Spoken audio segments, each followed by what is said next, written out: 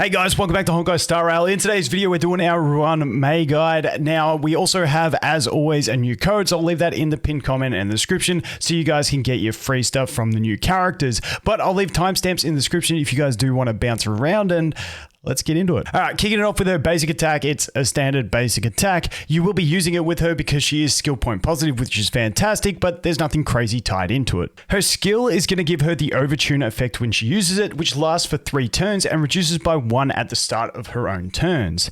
Now, this is going to increase all allies' damage dealt along with their break efficiency. Now, on top of that, we also have a trace tied into this one, which states that in battle, for every 10% of her own break effect that exceeds 120, this skill will additionally increase the damage by 6% up to a maximum of 36%. So for this reason, you really want to have her sitting at a minimum of 180 break effect. Her talent increases her whole team's speed, excluding herself, which is fantastic to make gearing your allies easier, but also take this into account when you are doing a speed tuning. But then on top of that, when an ally breaks an enemy's weakness, Ruan Mei is also going to deal damage to that enemy based on her break effect. Her ultimate is one hell of a mouthful, so I'm going to do my best to simplify it. It costs 130 energy and she deploys a field which lasts for 2 turns.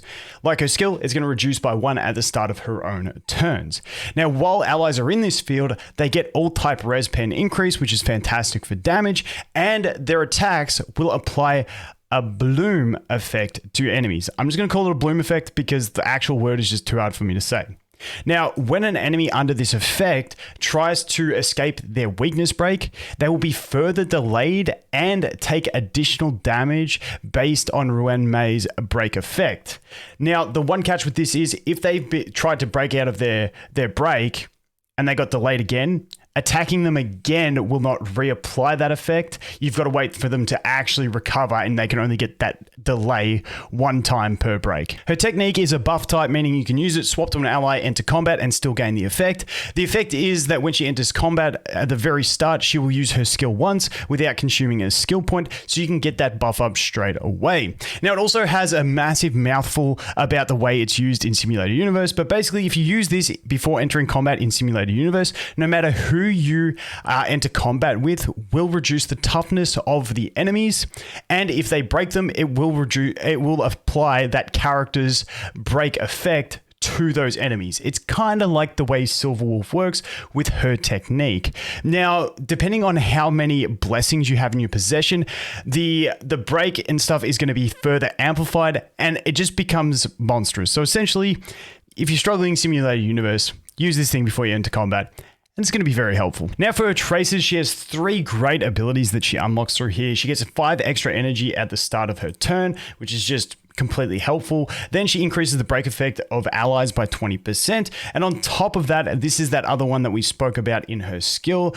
where you want to get her up to that 180 break effect so that we increase the damage dealt on that buff. Now, as for which ones you want to upgrade, I think you definitely want to get her skill, ultimate, and talent all completely as high as you see fit. Some people may leave it at 8, or you go all the way to 10. They're all fantastic, contributing to her buffing ability. Her basic attack, not so important, but because you will be using it a fair bit because she's got a nice rotation, you can feel free to upgrade that as well. As for the stats she gets in here, we've got speed, which is always fantastic, and we've got break effect, which we do want to hit that 180, so this really helps with that. So you definitely want to pick up all the speed and break effect traces, but if you want to, you can go ahead and pick up the defense ones as well, because supportive, she wants to survive, she doesn't want to be dying, so the defense is also going to help. As we look to relics, my favorite build is going to be a Thief set 2-piece plus a 2-piece of messengers. These just offer you 2 stats that you want, which is speed and break effect, and it's nice and balanced for everyone. Now, there are a bunch of other options you can look to. You can look to a 4-piece of Thieves if you're struggling to reach the break effect required. However, I know not as many people have farmed that. You can look to Disciples 2-piece to get that extra HP if that's something, you know, you've got good substats on as well, because substats are going to be a key thing around this. And also, if you do have a 4-piece of Musketeers with that speed increase, you can also get away with that. It just depends on what you've been farming and what substats you've got on your gear. Looking at the main stats on these, for the body, you're going to want defense or HP. HP is probably a little bit more optimal, but really it all depends on the substats. She does have that heavy requirement on break effect and also speed, so you want to be getting her speed and break effect to where they are, and whether that's with a defense piece or with a HP piece, it doesn't really matter. And then for the feat, we're going to go for speed because obviously we want to get her speed tuned. If you've got god sets, you can play around with other stuff, but in general, most people are going to be looking at speed. As for planner ornaments, we actually have heaps of options that you can go for. We have Fleet of the Ageless. It really just depends on the substats you have on these sets, which is going to give your allies that increased attack. Beyond that, we have Broken Keel, which is another great supportive one, which is going to give your allies the crit damage, but also because she is looking for so many other substats, getting the extra effect resistance is not a bad thing through this set. Now, next we have Penacony for Jingliu mains out there. We get the energy regeneration, but we also get that extra damage boost. The other one I'm looking at is Sprightly. Now, Sprightly, obviously, we get the extra energy regeneration, which isn't a must-have, but the other one thing with this one is that we get the action advance forward immediately upon entering battle, which, you know, depending in situations when you're not using her technique, because of that extra speed that she gives to her allies but not herself, it can help her get in front of an ally in a turn order if that is something you're trying to achieve, but she does have that technique to alleviate that a bit as well. And once again, this really does come down to what stats you have. Now, you can also use Talia if you need to for the break effect, but I don't like this one as much as the other ones. Hopefully you can get break effect from other means. As we look into stats on the sphere, it's very similar to the chest. HP or defense, whatever gives you the best substat weight is what you're looking for. And then for the rope, ideally you want to be running energy regeneration. However, if it's early days and you're struggling with break effect, you can go for break effect here as well, but energy regeneration is definitely going to be my pick. As we look to light cones, her signature one, obviously, as always, is going to be the best one. We got the extra break effect, extra damage boosting for the team, extra skill points, extra energy regeneration for the team. It's just a really, really nice light cone in general, but we do have other options if, you know, you're free to play and you don't want to be dumping tickets into light cones. For 4 stars, Memories of the Past is a fantastic option, giving her that break effect, obviously not as much as her signature one, but when we max it out, it does get pretty well there, and also giving us that additional energy regeneration. This is just an absolutely fantastic light cone, and the more dupes you have, the better it's going to get, and can really ease your gearing with her and that substat need with the break effect. Dance Dance Dance is always an option. It just depends on what situation you're using it in and whether you have a specific need for it and whether you can utilize it properly. Otherwise, Memories of Past is going to be the pick. And as always, for Harmony characters, we have the fantastic 3-star Meshing Cogs, which is always a great option if you have nothing else for that extra energy regeneration. Now we're going to look to her Eidolons. As always, you don't need to stress about these as free to play. She's a fantastic character without them, but at E1, while her ultimate field is up, allies are going to ignore a portion of enemies' defense. Then while she is on the field, it's going to increase the attack of all allies when dealing damage to weakness broken enemies.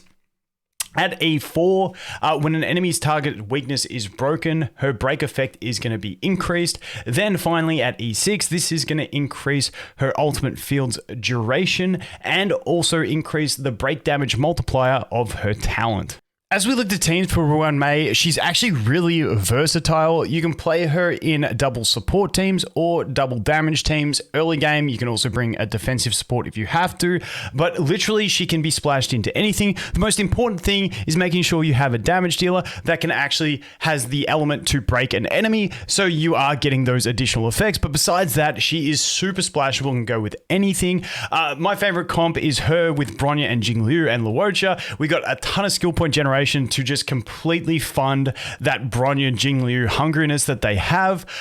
Besides that, you can look to literally any damage dealer that you want, slap her with them, they're going to get benefits out of it. Your support character, if you're running double support, you can run Bronya, Tingyun, Pella, literally anyone you want, and it will work perfectly fine. And to sound like a broken record, as for your sustain unit, you can run whoever you want. You go with Luocha, you can run Fu Xuan, Huo, or any other sustained unit that you've got, and you're pretty much good to go. Like I said, there's no specific team based around Ruan Mei. It's more that everyone's going to just love her being on the team. And that is pretty much the basics to it. So that is going to be it for Ruan Mei, a fantastic support that literally goes in just about anything. As always, guys, thanks for watching. I hope you have an awesome day and I look forward to seeing the next one. Cheers.